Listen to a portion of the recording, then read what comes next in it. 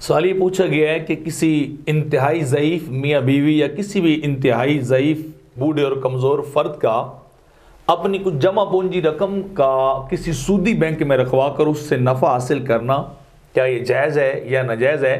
तो उसका जवाब ये कि कुरान मजीद अहादीस मुबारका के अंदर मुतलकन सूद को हराम जो है वो करार दिया गया है और इसका लेना देना लिखना जो सारे मामला बयान किए गए वो नाजायज़ और हराम है और लानत के मुस्तहिक़ हैं और बड़ी सख्त वईदें जो हैं वो वारिद हुई हैं।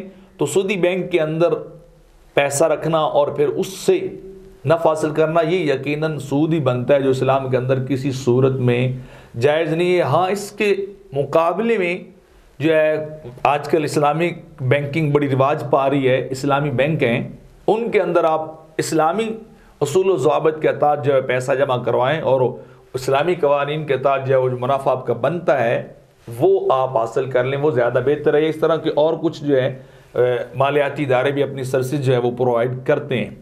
तो लिहाजा यकीनन लगता तो ऐसे कि ज़ईफ़ मियाँ बीवी के लिए जिनका कोई आसरा ना हो ये होना चाहिए, लेकिन चूँकि इस्लाम ने मुतलकन मना किया है किसी सूरत में भी सूद को किसी मजबूरी के आलम में भी लेने को जो है वो जायज़ करार नहीं दिया। जैसे कुरान मजीद के अंदर भी या अय्युहल्लज़ीना आमनू ला ताकुलू रिबा अदाफ़म मुदाफ़ा, ए ईमान वालो दुगना चुगना करके सूद ना खाओ, वत्तकुल्लाह लअल्लकुम तुफ़्लिहून, तुम्हें अल्लाह से तुम डरो ताकि तुम फलाह पा जाओ। और भी काफ़ी सारी जो है वो आयात हैं कि अल्लाह जो है इस चीज़ से मना करता है कि सूद के करीब ना जाओ, सूद जो नहीं लेना चाहिए। हदीस पाक के अंदर भी है कि आका अलैहिस्सलाम ने फरमाया कि जो है अल्लाह लानत भेजता है। सरकार भी फरमाया लाना रसूलुल्लाह सल्लल्लाहु अलैहि वसल्लम, सरकार ने भी लानत भेजी आकिल रिबा व मुकिल व कातिब व शाहिदही काला हुम सवा, कि सूद लेने वाला, सूद देने वाला, लिखने वाला, उसके ऊपर विटनेस बनने वाला, इन पे लानत है रसूलुल्लाह सल्लल्लाहु अलैहि वसल्लम की और ये सारे बराबर हैं। तो लिहाजा इस तरह का सूद किसी सूरत भी नहीं लेना चाहिए।